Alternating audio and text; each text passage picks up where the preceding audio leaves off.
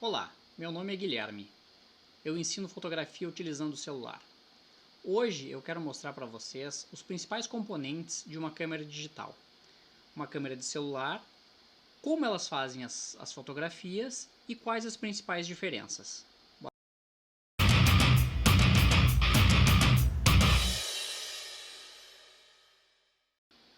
Bora lá então, vamos iniciar a aula aqui. Eu vou compartilhar com vocês a tela para a gente iniciar o conteúdo. Então eu queria mostrar para vocês, primeiro a gente ter uma conversa do que é uma fotografia, né? Eu queria trazer para vocês a ideia de que a fotografia, ela nada mais é do que o equilíbrio entre a luz e a sombra, tá? Uma fotografia legal, ela tem luz e tem sombra. E mais, o que vocês acham que é a fotografia? Eu vou trazer aqui uma imagem que eu acho legal, que é... A gente está falando de fotografia digital e tal, e muitas vezes a gente não tem a ideia do que realmente é uma fotografia digital. Então eu vou trazer para vocês. A fotografia digital, ela nada mais é do que a formação de uma imagem através de milhões e milhões de pequenos pontos chamados pixels. Se a gente pudesse dar um zoom nessa imagem, esses pontinhos coloridos aí que a gente vê são os pixels. Cada pixel com uma cor, uma tonalidade, tal. Então isso tudo é o que vai formar a imagem. Se a gente fosse, se nós fôssemos nos afastando da imagem, ela iria aparecer assim, cada vez mais o que a gente chama aí de pixelizada, né? Se a gente fosse aproximar, a gente teria o pontinho, e aí quando a gente vai voltando, a gente começa a ver esse pequeno serrilhado que são os pixels, né, da imagem. E quando a gente chega a afastamento total da imagem, né, a gente tem a imagem limpa, né? E aí, esse é o conceito, então. Né? Então, no detalhe do detalhe, no zoom do zoom do zoom, ela é um pontinho. Quando a gente começa a voltar e ampliar e ver o contexto total, é que a gente chega na imagem limpa. Tá? Esse é o conceito. E você sabe quem faz tudo isso na sua câmera? Pois é isso que a gente vai conversar agora. São 4 componentes da sua câmera fotográfica digital que são responsáveis por captar esses pontinhos e transformar esses pontinhos numa imagem. São eles: as lentes, o diafragma, o sensor, e o sensor é aquele retângulo ali bem no meio daquele círculo da câmera digital, e o obturador. Na sequência eu vou conversar com vocês sobre cada um deles. Vamos lá então. O conjunto de lentes. O que é o conjunto de lentes? É o responsável por deixar a luz passar e chegar no sensor. Normalmente são formados por diversas partes fixas e móveis, a depender do objeto que a gente está buscando. Tá? Então, um conjunto de lentes, eu vou trazer aqui no próximo slide para a gente dar uma olhada, o que é, para a gente entender um pouquinho mais. Um conjunto de lentes ele é formado por diversos elementos ópticos. Tá? Cada uma daquelas partezinhas ali que a gente vê na imagem é um elemento óptico. O elemento óptico nada mais é do que uma lente, que ela é formada por um material transparente e com duas superfícies. Essas superfícies elas podem ser biconvexas, quando os dois lados são convexos, bicôncava, quando os dois lados são côncavos, plano convexo, quando um lado é plano e o outro é convexo, plano côncavo, um lado plano e o outro côncavo, ou côncavo convexa. E cada uma delas tem uma função bem específica. Quando a gente combina esses vários elementos ópticos, a gente forma um conjunto de lentes de uma câmera fotográfica. O iPhone 12, por exemplo, ele possui lentes com até 7 elementos ópticos. Eu não consegui localizar para trazer para vocês a quantidade de elementos ópticos que tem no novo Galaxy S20 da Samsung, tá? Mas deve ser aproximado disso também, né? Que seria o concorrente direto do iPhone. Um detalhe bastante importante aqui: quanto mais cristalina for a lente, melhor será a qualidade e a nitidez dessa imagem. Tá? Então esse seria o conjunto de lentes. Aí eu vou trazer para vocês um conceito que eu acho bastante interessante, que é o conceito de profundidade de campo e ângulo ou campo de visão, tá? Então a gente tem ali embaixo na imagem os diversos tipos de lente que a gente obtém aí no celular, a grande angular, uma lente normal e uma teleobjetiva, ou mais comumente conhecida como a lente zoom, né? Então eu quero passar para vocês um pouco do que é a profundidade de campo. Profundidade de campo é aquela parte da imagem que está em foco, é aquela área nítida da imagem, né? Quanto mais elementos em foco em uma imagem, maior será a profundidade de campo. O inverso também é verdadeiro, tá? Então, quanto menos objetos em foco, menor será a profundidade de campo. Já o campo de visão é a extensão da área que se consegue obter com a câmera. Então a gente pode ver que vamos pegar ali um exemplo de uma grande angular, tá? A grande angular ela possui um campo de visão bastante grande, mas uma profundidade de campo pequena. Então a gente pega bastante coisa, é aquela imagem que você dá um clique e você tem um monte de coisa no visor da câmera, né? Mas que logo ali ele já começa a perder a qualidade da imagem, nitidez e tal. Então ela é para bastante área e perto, tá? E aí quando a gente vai passando para teleobjetivo, a gente tem justamente o contrário. A gente tem um campo de visão bastante pequeno, tá? Mas uma profundidade de campo bastante grande. É quando tu dá o zoom. Então o zoom tu vai do detalhezinho, tu tá pegando um pequeno detalhe lá longe, né? E aí é a ideia ali, nessa linha azul aí, nessa seta azul, a profundidade de campo e o ângulo ou campo de visão tá aí na seta vermelha, tá? Então eu vou trazer para vocês agora algumas imagens para gente, duas imagens aí para a gente mostrar o que é uma ideia de profundidade de campo e ângulo de visão. Essa imagem que eu estou trazendo para vocês, eu queria que vocês observassem o mar.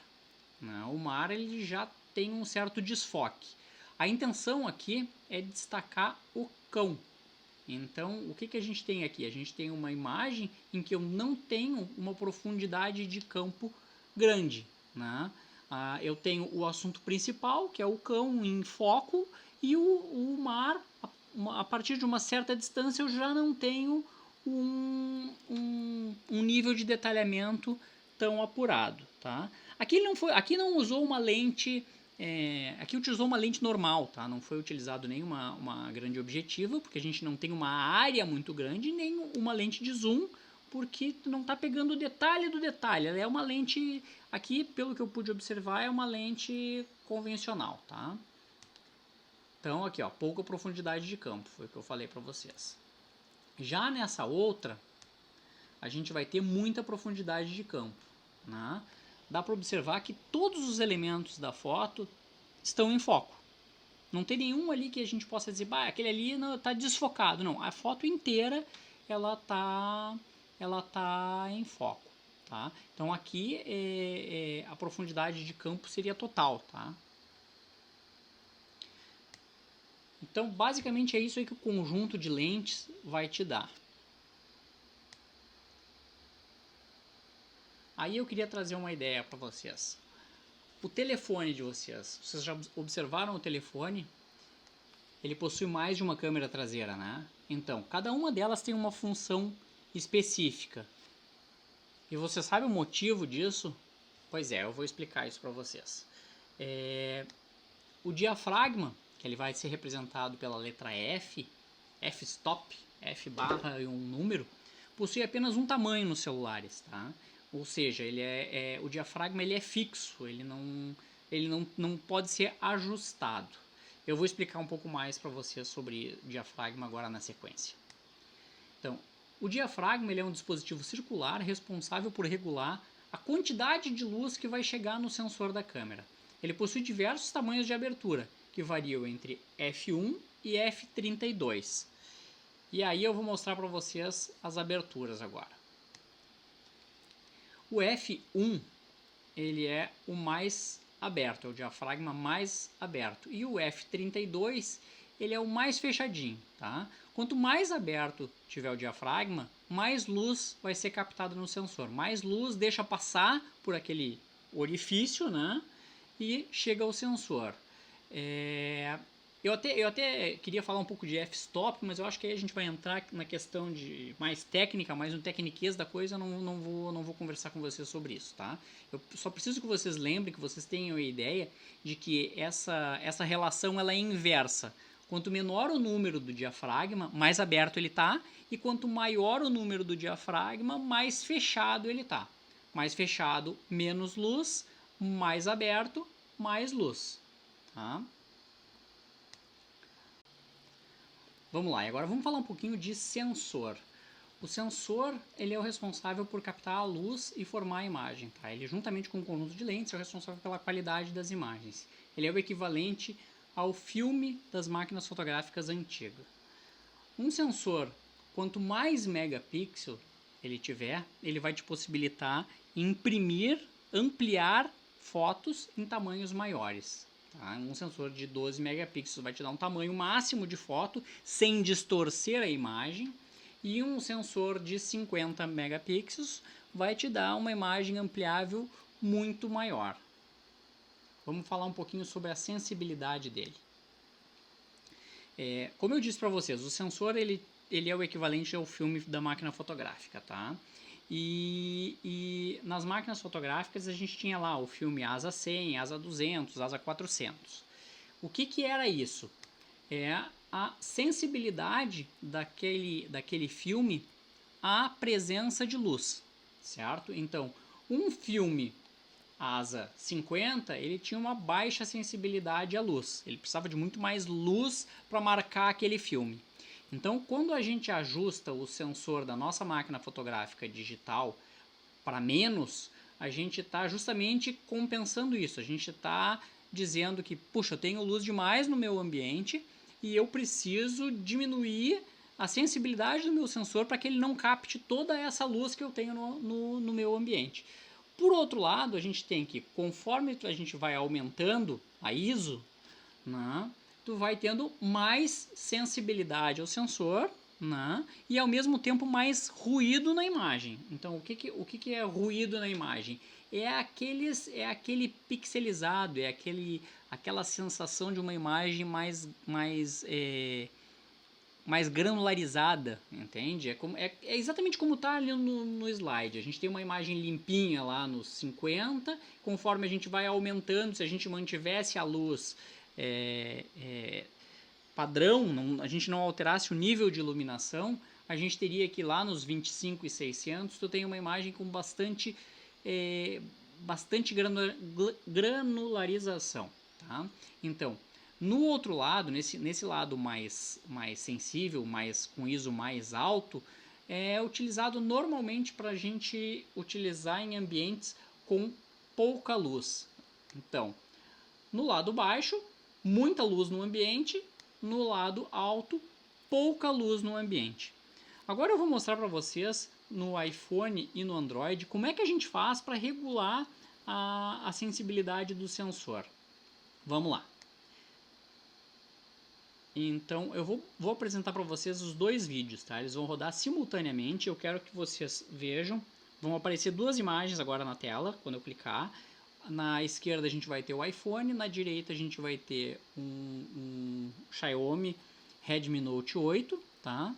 Onde a gente vai tocar na tela e aí com o dedo deslizando para baixo ou para cima a gente vai regular a sensibilidade. Então vocês vão poder perceber isso bem legal. Olha lá. Então, tocando na tela e puxando para baixo, a gente reduz a sensibilidade. Olha a imagem da direita como ela estoura a imagem. Esse clarão é o que a gente chama de imagem estourada ou superexposição, né? Aí a gente tem no iPhone a mesma situação. Ó. Puxa para cima, estoura a imagem. E aí o legal é justamente achar o equilíbrio aí, né? Vamos lá, vamos dar sequência aqui. Agora a gente vai falar um pouco de obturador. O que é o obturador? Ele é o dispositivo responsável por deixar a luz passar até o sensor E aí é o segredo do negócio, é por um determinado período de tempo, né? Ele equivale a uma cortina na frente do sensor, que se abre e se fecha conforme essa programação de tempo. Então, o obturador, esse tempo ele é medido em frações de 1 segundo, né?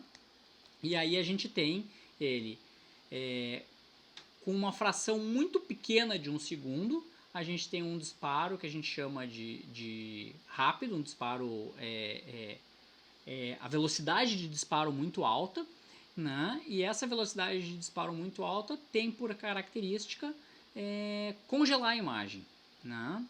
No outro lado, conforme a gente vai chegando mais próximo de 1 segundo, o que acontece? Esse obturador está deixando passar mais luz. Enquanto a gente tinha uma pequena fraçãozinha de 1 segundo, 1/1000 de 1 segundo, é muito pequeno, bateu e já fechou a cortina. Então passou uma quantidade mínima ali de luz suficiente para formar a imagem e congelar aquela imagem.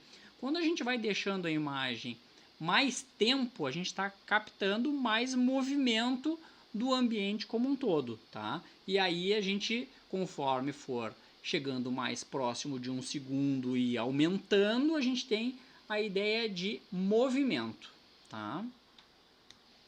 Então ali, ó, quanto mais tempo permanece aberto, mais luz entra e o sensor capta. E o efeito é que a imagem acima mostra mais tempo aberto, tende a capturar movimento, isso que eu falei para vocês.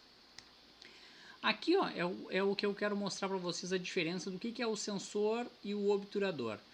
Eu falei para vocês que o sensor é o responsável por captar a imagem e o obturador é o captar, aquela cortina que deixa passar a luz, formando a imagem no sensor por um determinado período de tempo. Então a gente tem ali na esquerda o sensor e na direita o obturador, que é a cortina que fica na frente do sensor. Aqui é uma coisa muito importante que eu quero trazer para vocês, já para a gente ir encaminhando aí para a parte final dessa aula, tá? Que é: celulares não possuem obturador. Esse dispositivo ele é simulado eletronicamente pela câmera. É como se a câmera ligasse e desligasse o sensor, simulando a abertura e o fechamento do obturador. Entende? Então essa é uma das grandes diferenças para as câmeras digitais convencionais, que tem todo esse aparato. Tem o obturador, tem toda essa questão. Tem um diafragma que pode ser regulado, já que no celular a gente tem um diafragma fixo, vamos botar assim, né? A gente não tem aquelas regulagens, e por isso que hoje a gente tem mais câmeras traseiras, né, cada uma usando uma função diferente. Uma é para dar bastante zoom, então o diafragma dela vai ter um conjunto de lentes específico para zoom, com um diafragma intermediário, porque a gente está fazendo uma fotografia ali pertinho. Vai ter aquela câmera noturna em que o diafragma vai estar bem aberto, enfim. Cada celular vai montar o seu conjunto de câmeras ali atrás, de forma que melhor atenda ao propósito que ele foi criado, né? Então, como eu falei para vocês, veja que o sensor e o conjunto de lentes está presente e deve ser levado em consideração no momento da escolha. Apesar do obturador ser fixo, o sensor e o conjunto de lentes é o que vai fazer a diferença na compra do celular, né? Quando a gente for pensar em fazer uma fotografia. Eu queria agradecer a vocês e muito obrigado por essa aula aí, vocês terem assistido essa aula até o final. Até a próxima, gente.